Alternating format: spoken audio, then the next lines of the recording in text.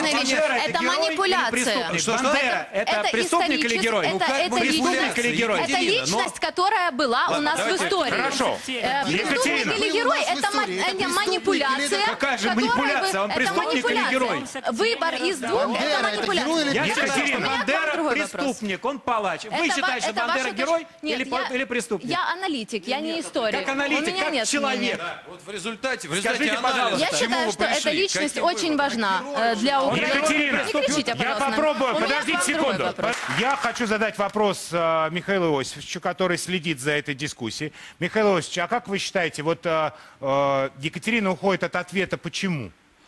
Вы знаете, наверное, потому, что мы не сказали некоторые базовые вещи, а именно, когда одно племя в древние времена воевало с другим племенем, и каждый выставляло себя правым и хорошим, а врагов плохими и неправыми, вот тогда началась информационная война, которая никогда не прекращалась в течение всей истории. А вы Простые вопросы. Скажите, пожалуйста, Богдан Хмельницкий, герой или злодей? Людей перерезал уйму. А Мазепа? Сейчас. Иван Грозный, герой или злодей? Это относится к Емельяну Пугачеву, к Степану Разину. Товарищи Ленин и Сталин, создатели великого государства или злодеи, которые в крови по ноздри. История однозначно не бывает никогда.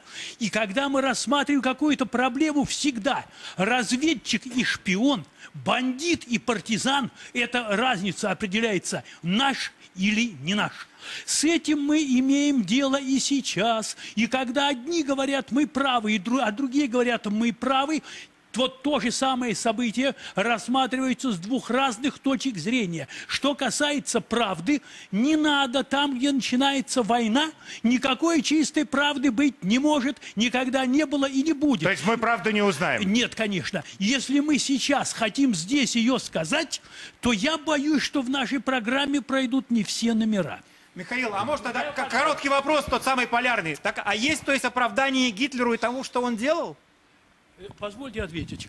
Речь об оправдании в данном случае идти не может, и я не могу понять вашей логики, которой продиктован этот диковатый вопрос. Потому что если Гитлер преступник, и вы с этим согласны, то и те, кто с ним вместе уничтожал людей, тоже преступники. Вот моя логика. Одна секундочка. Если мы говорили о правде, то украинские националисты были как против Третьего рейха, так и против Советского Союза, гонялись как одними, так и другими. А если они устраивали, будьте любезны, не перебивать, а вот это и есть информационная война, когда затыкают рот, ненавидя иную точку зрения и желая ее уничтожить.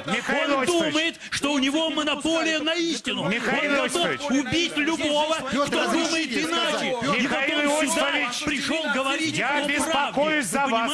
Да? Я за вас беспокоюсь вот вам сейчас. информационная война. Михаил Ильич, я за вас беспокоюсь. Пожалуйста, не вкладывайте столько страсти, потому что вы только что нам сказали, что история... Она разная, понимаете? Но есть факты, есть факты. Когда вы говорите про украинских националистов, там были разные люди. Там были такие люди, как Мельников, такие, как Бандера, понимаете? И одни были идеологами, а другие непосредственно на практике насаждали свои идеи. И когда господин Железняк задает вопрос, он вам задает вопрос не о каких-то абстрактных националистах, а он переадресует вам вопрос, который он задал Екатерине, про Степана Бандеру. На ваш взгляд, он герой или кто? Никто не собирается никого обелять и заявлять, что Степан Бандера понятно, ваша позиция преступления. Но этим его функция никак не ограничивается. Потому что если мы возьмем преступление ЧК во время гражданской войны, они уничтожили кучи народа. А там украинцы работали, нет? Украинцы, евреи работали в ЧК или нет? А тебе все, ты о чем вообще не понимаю? А ты о чем? Причем здесь Украина? Господа, Есть одна простая вещь. Для господина Веллера Гитлер и Сталин — это одно и то же. И он самую очень точную вещь сказал. Нет, можно я договорю? Помолчите, пожалуйста, господин Веллер. Мы вас выслушали. Идиоты, которые не слышали меня. Это называется либерализм. Вот слышали?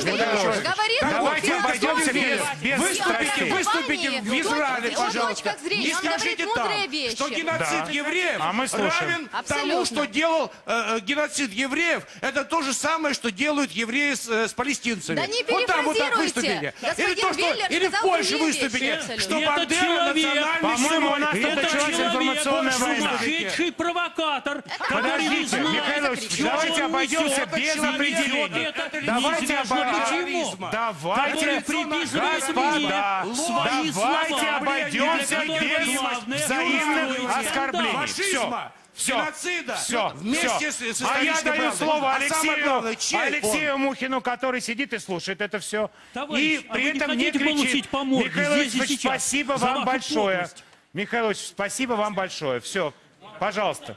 Пожалуйста, Алексей. Информационная война — дело очень серьезное. И если в